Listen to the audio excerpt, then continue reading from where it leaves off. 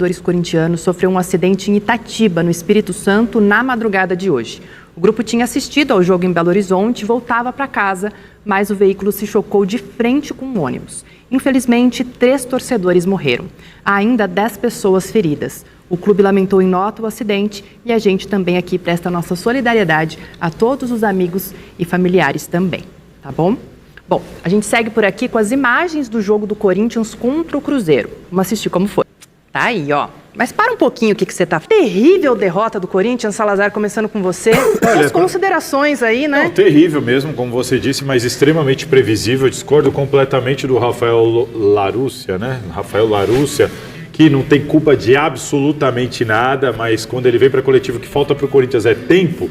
Não, o que falta para o Corinthians não é tempo. O Corinthians foi eliminado do Campeonato Paulista precocemente, viveu ali quase que uma intertemporada. Cheguei a questionar o Ranieri lá em Bragança Paulista sobre já não era para o Corinthians ter um padrão. E falou, não, temos tempo, com os jogos a gente vai se aperfeiçoando, vai testando escalação. Tá aí, o Corinthians está pertinho aí já do fim do primeiro turno do Brasileirão, e é um time que não tem cara, é um time que não tem padrão, é um time extremamente vulnerável atrás e inofensivo na frente. E eu queria destacar uma situação que a gente vinha conversando agora na redação. O Corinthians tem 12 pontos em 15 rodadas, certo? Tem 2 vitórias em 15 rodadas. Para bater 45 pontos, o Corinthians precisa vencer 11 jogos. O Miller estava falando isso semana passada, né, Miller? Faltam 23, Miller. De 23 jogos que faltam, o Corinthians tem que vencer 11 para bater 45 pontos, que a gente nem sabe se vai ser o suficiente. Ou seja, ele tem que sair de um aproveitamento que hoje é de 26% para um aproveitamento superior a 47%. Dá para perceber o tamanho do problema que é? Então, quando a gente fala aqui, não tem exagero. Eu discordava veementemente do Antônio Oliveira quando ele falava, a situação é preocupante, mas não é desesperadora. Eu entendo que é desesperadora, porque eu não vejo este time aí que estão vendo na tela, você vê esse time aí ganhando mais 11 jogos, Miller? Não, eu não vejo. Não, ontem mesmo, no Mesa Marina, eu falei sobre isso, né?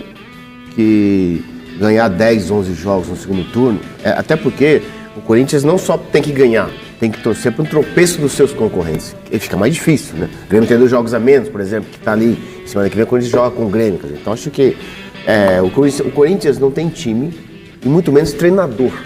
E um time grande, Marina, Salazar, um time grande não pode ficar muito tempo sem um treinador. Não dá. O Corinthians não tem treinador. Olha só, hoje ou ontem, o Augusto Melo precisa contratar um treinador, seja ele quem for.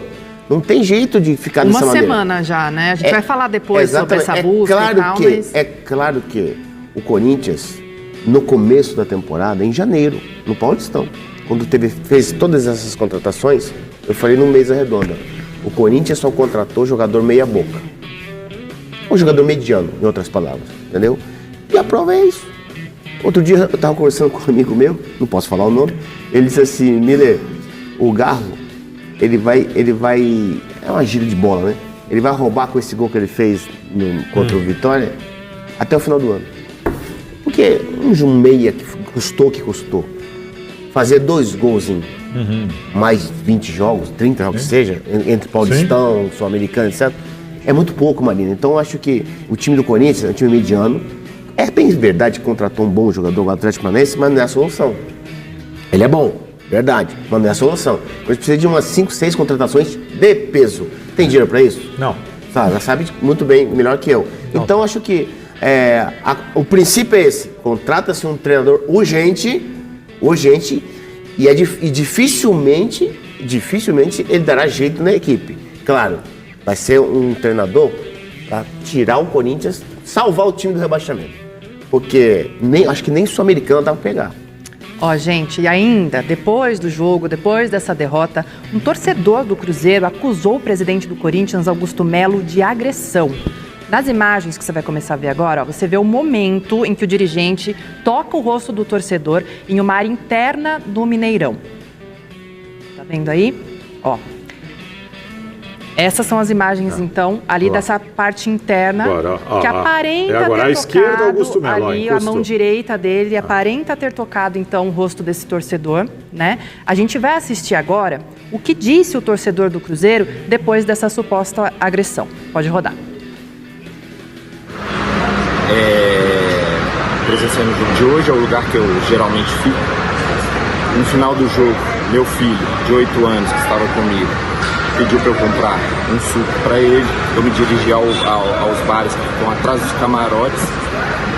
E nesse momento estava passando o senhor presidente do Corinthians, junto com uma série de seguranças, muitos seguranças, intimidador, inclusive quando a torcida toda do Cruzeiro entrou na brincadeira, chamando de segunda divisão e assim, essas brincadeiras de torcida.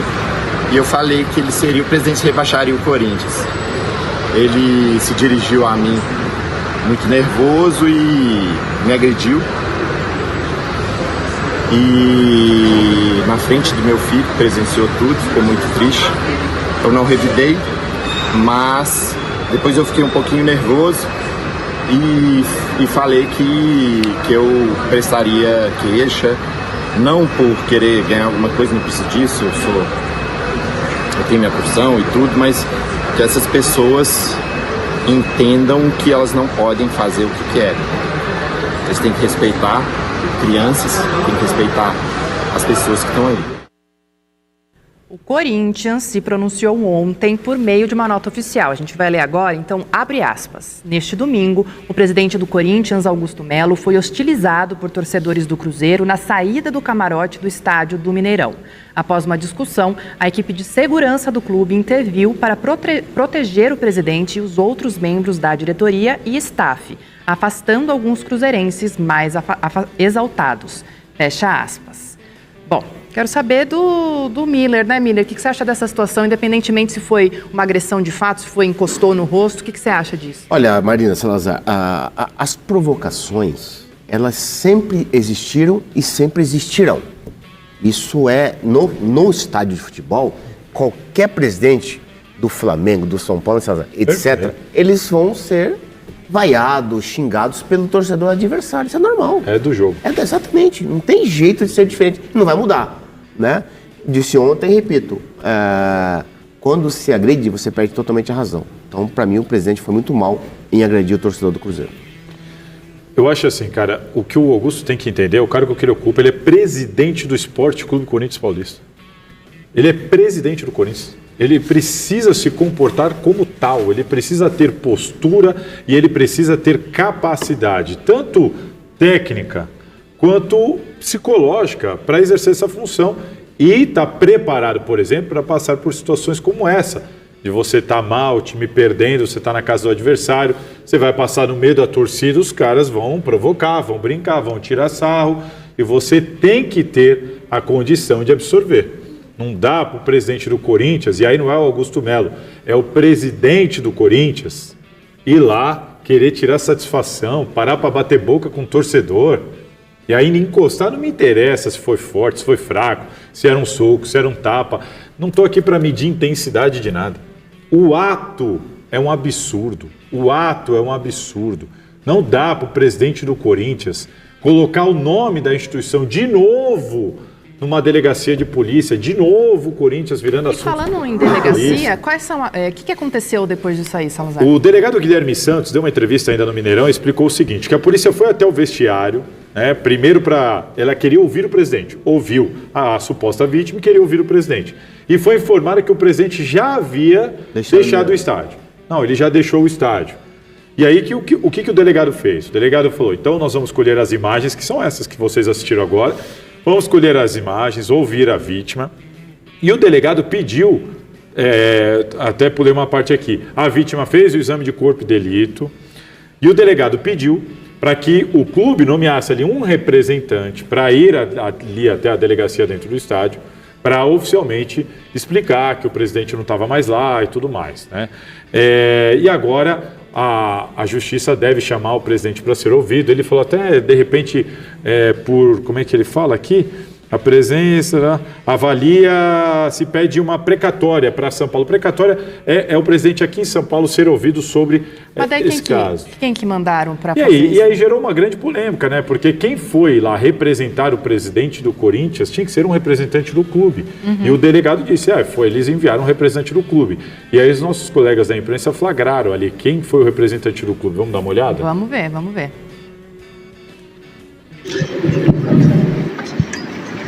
Caio, por favor, pode falar com a gente? Caio, você estava representando o Augusto? Por que você estava representando o Augusto se você não tem cargo no Corinthians? Você tem cargo no Corinthians, Caio? Você estava representando oficialmente o Corinthians, Caio, por favor?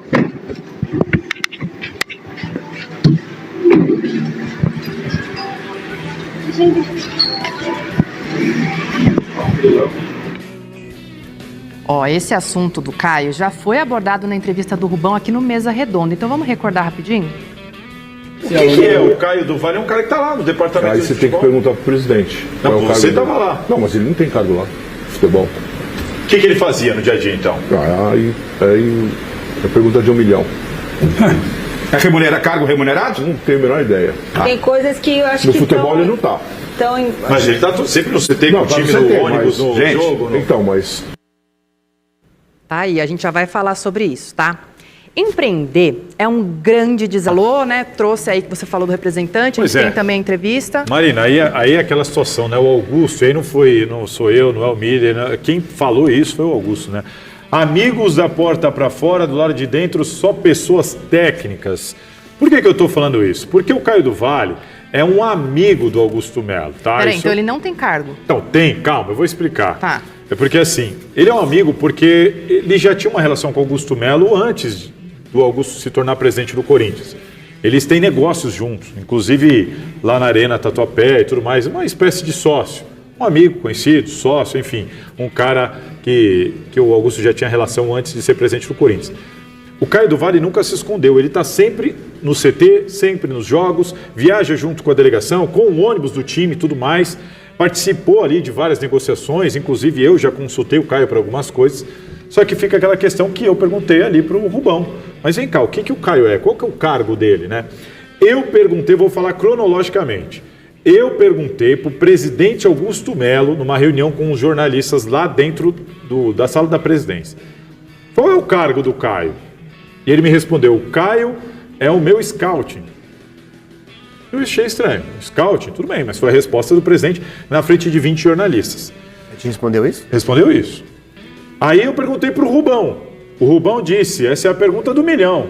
Mas no futebol ele não está. No departamento de futebol ele não tem cargo. O Rubão foi categórico, né? Categórico. Ele não tem cargo. Não tem cargo. Hoje eu perguntei para a assessora do Augusto Melo. A resposta oficial é, o Caio é assessor pessoal do Augusto. Depois, ela me encaminhou para falar com a assessora do clube. Perguntei para a assessora do clube, qual que é o cargo, ele é funcionário do clube, ele é remunerado pelo clube, qual é a função dele? A resposta oficial é a seguinte, o Caio do Vale está no quadro de funcionários do Corinthians, segundo a assessoria do clube, e atua no departamento de futebol. Ou seja, o Rubão, que era o diretor de futebol, disse que ele não atuava lá. Agora, a assessoria do clube diz que ele atua no departamento de futebol. Perguntei, mas qual é o cargo? Resposta, ele é consultor de negócios estratégicos. Ou seja, ele tem um cargo hoje. Então, segundo a assessoria, hoje tem um cargo. Já é o terceiro cargo que falam pra gente. Agora ele é consultor de negócios estratégicos, que é algo muito, né, abrangente, pode ser qualquer a gente coisa. não sabe o que é, né? Então ninguém sabe o que é. É de novo mais um problema de profissionalismo, estruturação e falta de transparência, na minha opinião, porque não dá para a gente fazer a mesma pergunta 3 vezes de maneira oficial e receber 3 respostas diferentes em questão de 2, 3 meses. Fica difícil entender, mas enfim. Gente, segunda-feira é dia de agir. Uma rodada, o Salazar já tá falando aí. Cara, porque sinceramente o Corinthians tem 2 jogos a mais do que o Grêmio. 2 jogos a mais do que o Grêmio. Vai ter esse confronto direto com o Grêmio já, né, logo. E, cara, eu sinceramente não consigo imaginar o Corinthians reagindo. Você assiste aos jogos, eu acompanho praticamente todos os jogos. Praticamente não, acompanho todos os jogos. Eu não consigo, não vejo perspectiva para esse time do Corinthians. Infelizmente, o Corinthians está num buraco que vai ter que acontecer alguma coisa extraordinária para sair desse buraco. Eu hoje não enxergo uma perspectiva. E vai pegar o Vasco em São Januário, Sim. que venceu o Inter em Porto Alegre na reinauguração do Beira-Rio. Quer dizer, o Vasco vem de uma grande, importante vitória contra um rival, que é o Internacional, e pega o Corinthians, diante de todos esses problemas dentro de campo e extra-campo, na sua casa. Então, quem que dá o favoritismo ao Corinthians? Exatamente, Ninguém. absolutamente ninguém. E olha que o Vasco é o maior freguês da história do Corinthians, eu acho, né? O Corinthians é a maior freguesia nacional nesse momento. O Corinthians não perde para o Vasco há mais de uma década, se eu não me engano. Mas olha, se o Tabu não cair dessa vez, não cai nunca mais também, porque, pelo amor de Deus, a fase do Corinthians é terrível. Um time que vem forte para o segundo turno, Marina, e ele vai dar trabalho, lá em cima vai ser o Cruzeiro. Porque o Cruzeiro tem 7 contratações boas, muito boas, inclusive o Cássio, para serem apresentadas a partir do dia 10, para jogar. Bons jogadores, hein? Bons jogadores. E sabe, gente, quem perdeu para o Vasco, tá falando do Vasco, perdeu pro técnico. O Miller estava falando aqui, quais as novidades? A novidade é a seguinte, o Corinthians, como a gente tem noticiado, pensou numa terceira opção, estava naquela história, Carille, Ramon Dias, e dando prioridade ao Carille.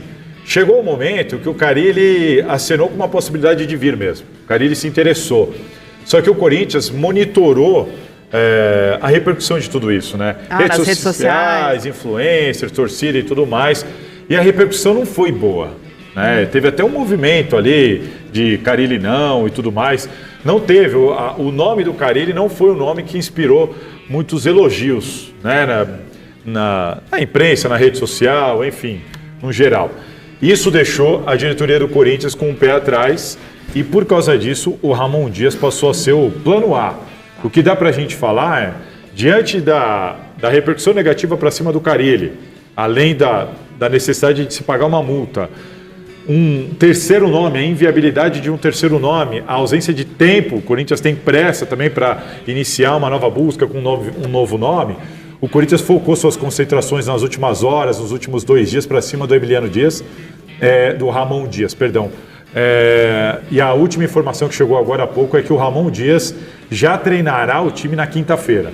Na quarta-feira, o Corinthians deve pegar o Vasco, ainda com o Rafael Larúcia no banco de reservas. O Ramon é ex-treinador do Vasco, ele está fora do Brasil, então, para dar tempo dele chegar e não havia uma intenção dele de estrear contra o Vasco, que é um clube que ele tem profundo respeito. E o Fagner também renovou agora, né? Também, só para concluir, o Corinthians deve anunciar o Ramon Dias, ele deve trazer junto com ele o Emiliano Dias, que é o filho dele, ex-jogador. Os dois devem começar a treinar o Corinthians na quinta-feira.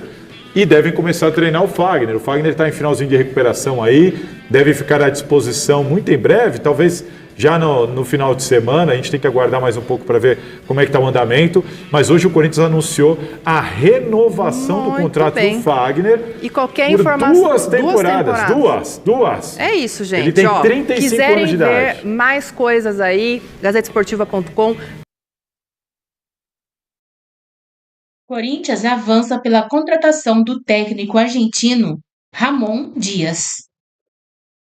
O argentino Ramon Dias tem conversas avançadas com o Corinthians e está próximo de ser contratado como novo técnico da equipe.